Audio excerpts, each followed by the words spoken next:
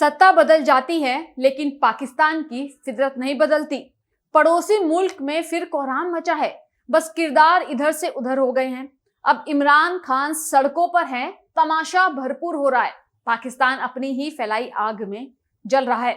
वहीं भारत में एक आतंकी को मिली सजा पर रोना रो रहा है, लेकिन देश ने भी ठान लिया है और भारत की धरती पर से आतंक का सफाया करना है। आतंकियों का सरगना अगर ताउम्र जेल में रहेगा तो यकीनन उसके गुर्गों का मनोबल भी टूटेगा और सीमा पार बैठे उसके आकाओं पर भी करारी चोट होगी, जिसका असर देखने को मिल भी रहा है। पाकिस्तान के प्रधानमंत्री शहबाज शरीफ ने अपने ट्वीट में कहा कि ये भारत की न्याय प्रणाली के लिए काला दिन है। इन सब के बीच सबसे बड़ा सवाल, आखिर आतंकी यासीन को फांसी की सजा के बदले उम्र कैद क्यों मिली? क्या अभी भी यासीन को हो सकती है फांसी? भारत में अपराधियों को दी गई फांसी का क्या स्तर है, देखिए इस खास रिपोर्ट में। 26 मई 2022 ये वो तारीख है जब देश की जनता इंतजार कर रही थी आतंकी यासीन को फांसी की सजा मिलने का। जब समय के साथ कोर्ट का फैसला आया, मौत की सजा नहीं बल्कि उम्र कैद की सजा मिली यासीन को, तो यकीनन हर भारतीय को हताशा जरूर हुई, लेकिन खुशी भी हुई कि आखिर आतंक का पहरेदार अब सारी जिंदगी जेल में सड़ेगा। यासीन मलिक के खिलाफ कई केस चल रहे हैं। वर्ष 2017 में टेरर फंडिंग का केस, जिस पर सुनवाई हुई। 1990 में रावलपोरा में 4 वायुसेना के अधिकारियों की हत्या।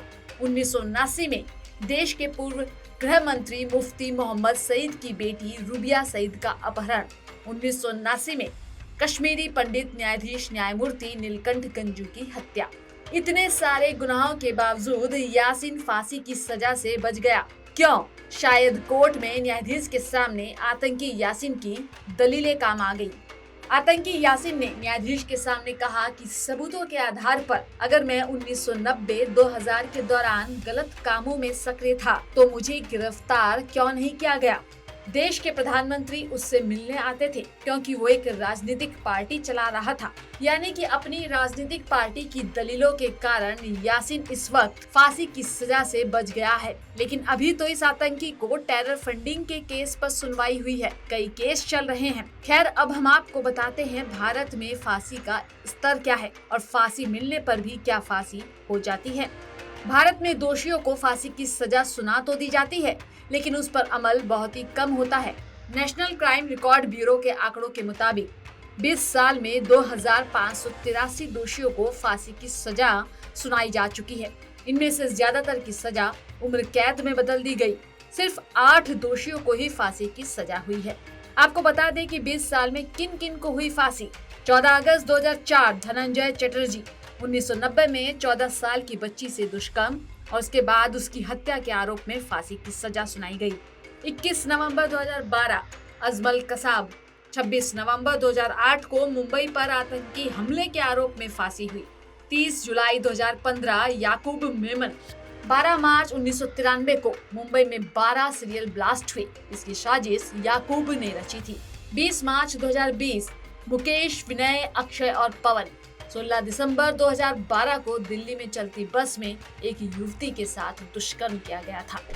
आखिर कहां अटक जाती है फांसी की सजा? मामला फिर से अदालती दायरे में आ जाता है, जिस कारण डेथ वारंट जारी नहीं होने में विलंब हो जाता है। कई बार फांसी की सजा को बाद में उम्र कैद में भी बदल दिया जाता है।